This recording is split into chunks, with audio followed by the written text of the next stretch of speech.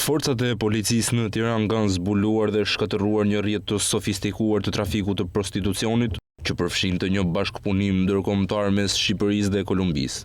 Operacioni rezultoi me ekzekutimin e 11 urdhër arresteve, duke përfshirë një oficere të komisariatit numër 4 në Tiranë, Anisa Brahja, e cila aktualisht ndodhet nën masën e sigurisë arrest shtëpie.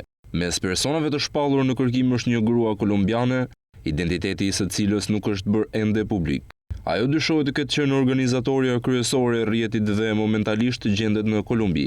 Përmes lidhjeve të saj në Shqipëri, ajo përdorte një taksist si ndërmjetës, i cili shërbente si tutor për vajzat dhe siguronte transferimin e parave në Kolumbi nëpërmjet Western Union. Policia e shtetit ka finalizuar me sukses operacionin policor të koduar Orkidea, i cili kishte si objektiv parandalimin dhe goditjen e një rrjeti kriminal që merrej me trafikimin dhe shfrytëzimin e femrave për prostitucion. Pas një hetimi disa mujor, të zhvilluar me metoda speciale në drejtimin e prokurorisë së Tiranës dhe në bashkëpunim me seksionin për hetimet e trafiqeve të paligjshme dhe operacionalin e drejtorisë vendore të policisë Tiranë, u ekzekutuan 11 masa sigurie, ndërsa 3 persona u shpallën në kërkim. Nga hetimet e deritanishme rezultoi se rrjeti kriminal vepronte duke sjellë gra dhe vajza nga Amerika Latine në Shqipëri me qëllim shfrytëzimin e tyre për prostitucion.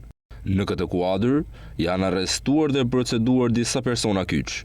Emerald Sullollari, 39 vjeç, është arrestuar me masën e sigurisë arrest me burg për veprat penale trafikimi personave të rritur, i kryer në bashkëpunim dhe shfrytëzim prostitucioni.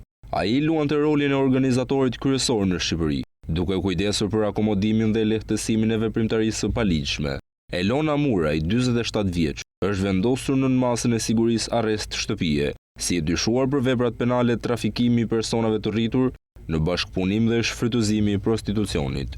Julo Gomez, 33 vjeçe, është arrestuar për akuzat e prostitucionit, shfrytëzimi i prostitucionit dhe mbajtja e lokaleve për prostitucion. Liliana Valencia, 23 vjeç, dhe Nicole Benitez, 27 vjeç, janë arrestuar për veprat penale prostitucion, shfrytëzimi i prostitucionit dhe mbajtja e lokaleve për prostitucion. Nicole Benitez, përveç akuzave për prostitucion, përballet edhe me akuzën për veprime që pengojnë zbulimin e së vërtetës dhe deklaratë të rreme përpara oficerit të policisë gjyqësore. Stefania Marin, 29 vjeç, dhe Nicole Bertel, 27 vjeç, janë arrestuar për prostitucion dhe mbajtje e lokaleve për prostitucion.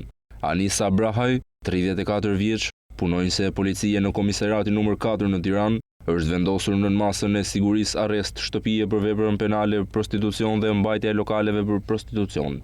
Sipas të dhënave nga hetimet, rrjeti kriminal drejtohej nga një shtetase kolumbiane 47 vjeçare, e cila ndodhet aktualisht në Kolumbi dhe është shpallur në kërkim ndërkombëtar.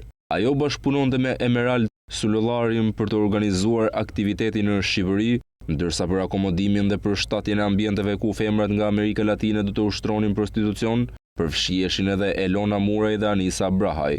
Një hetimi i thelluar ka zbuluar gjithashtu se 44 shtetase nga Amerika Latine janë proceduar penalisht për veprimtarinë e ushtrimit të prostitucionit, ndërsa janë zbardhur mënyrat e transferimit të tyre në Shqipëri dhe mënyrat se si ato akomodoheshin në lokacione të ndryshme për të vijuar aktivitetin.